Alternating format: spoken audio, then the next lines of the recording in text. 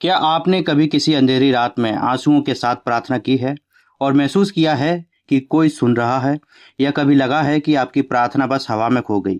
लेकिन अगर हम आपसे कहें कि आपकी प्रार्थना सिर्फ एक धार्मिक अभ्यास नहीं, बल्कि एक अद्भुत आत्मिक विज्ञान है जो ब्रह्मांड की शक्तियों को सक्रिय करता है।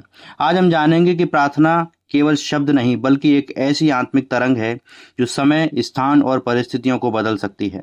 बाइबल में प्रार्थना सिर्फ मांगना नहीं, बल्कि एक जीवित परमेश्वर से आत्मिक संपर्क है। यिर्मयाह 33:3 में लिखा है, मुझसे पुकारो और मैं तुम्हें उत्तर दूंगा और बड़ी और गूढ़ बातें बताऊंगा जिन्हें तू अभी नहीं जानता। प्रार्थना एक डिवाइन डायलॉग है जिसमें हम केवल बोलते नहीं, बल्कि परमेश्वर की आवाज को सुनना भी सीखते हैं। यीशु ने भी अक्सर अकेले जाकर प्रार्थना की, पहाड़ों पर, जंगलों में और रात के तीसरे पहर। क्यों?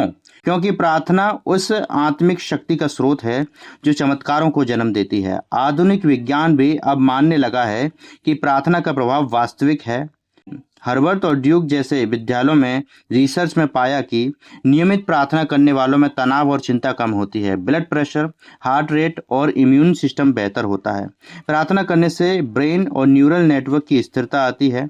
एमआरआई स्कैन में देखा गया है कि जब कोई व्यक्ति गहरी प्रार्थना करता है तो मस्तिष्क का वह हिस्सा सक्रिय हो जाता है जो गहरे ध्यान में या प्रेम में समय बिताता है। लेकिन विज्ञान केवल बाहरी प्रभाव दिखाता है, असली शक्ति आत्मिक संसार में होती है। बाइबल में लिखा है, विश्वास से प्रार्थना करो, तुम जो मांगोगे वह तुम्हें मिलेगा। मत्ती 21:22 में यह बात लिखी है। यह केवल विश्वास की बात नहीं, बल्कि आत्मिक ऊर्जा की बात है। प्रार्थना हमारे हृदय की गहराई से निकलने वाली एक आत्मिक तरंग है।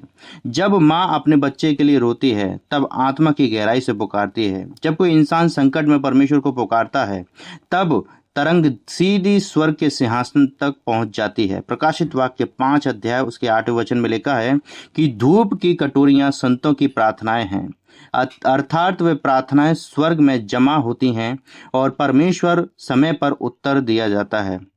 बहुत से लोग पूछते हैं, मैंने प्रार्थना की लेकिन उत्तर नहीं मिला, क्यों? दानियल 10 उसके 12-13 में लिखा है कि जब दानियल ने प्रार्थना की तो उसकी प्रार्थना का उत्तर उसी समय स्वर्ग से भेजा गया, लेकिन स्वर्गदूत 21 दिन तक शैतानी शक्तियों से लड़ता रहा। मतलब आत्मिक युद्ध का एक अदृश्य संसार है जो आपकी प्रार्थनाओं को सुनने से और जो वापस आती हैं उनको रोकता है। आपकी प्रार्थना सुनी जाती है, आपका उत्तर भेजा जाता है, लेकिन शैतानी ताकतें बीच में लड़ाई करती हैं। इसीलिए यीशु ने सिखाया, निरंतर प्रार्थना करो, हार मत मानो। लूका 18 उसका 1 वचन में यह बात लिखी है। मन से की गई प्रार्थना यह तर्क और इच्छा से आती है। हृदय से की गई प्रार्थना, इनमें भावनाएं, आंसू और सच्चाई होती हैं, यह गहराई से आती हैं। आत्मा से की गई प्रार्थना, यह परमेश्वर की आत्मा से जुड़कर होती है और यह वो प्रार्थना है जो स्वर्ग को हिला देती है। रोमियो 8:26 में लिखा है, जब हम नहीं जानते कि प्रार्थना कैसे करें तो आत्मा स्वयं हमारे लिए आहें भर भर के प्रार्थना करता है। कई गवाहियां हैं जहां प्रार्थना ने असंभव को संभव किया। कैंसर से जूझते मरीज प्रार्थना के बाद चमत्कारिक रूप से स्वस्थ हो गए।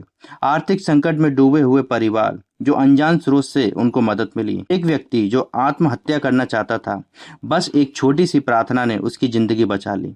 प्रार्थना सिर्फ हमारी नहीं, हमारी आत्मा की पुकार है जो परमेश्वर के हृदय को छूती है। प्रार्थना वह कुआं है जहां आत्मा अपनी प्यास बुझाती है। यह विज्ञान से परे है, लेकिन विज्ञान इसे महसूस कर सकता है। यह विश्वास से चलता है, यह विश्वास से पहाड़ों को हिला सकता है। आज रात अपने कमरे में अकेले बैठें और बिना शब्दों के बस परमेश्वर से जुड़ें, क्योंकि जब आप सच्चे दिल से प्रार्थना करते हैं तो आकाश की खिड़कियां खुल जाती हैं। अगर आपको यह वीडियो अच्छा लगा और आपके दिल को छुआ है तो किसी ऐसे व्यक्ति के साथ इस वीडियो को जरूर शेयर करना जो अपने कठिन समय से गुजर रहा है या किसी बीमारी से गुजर रहा है, ताकि वो अपने जीवन में प्रार्थना के द्वारा उत्तर पा सके। चैनल को सब्सक्राइब कर लीजिए और कमेंट में बताएं कि आपको ये वीडियो कैसा लगा, और अपने प्रार्थना के चमत्कार के अनुभव को भी साझा कर सकते हैं। प्रभु यीशु आपको बहुत आशीष दे। God bless you.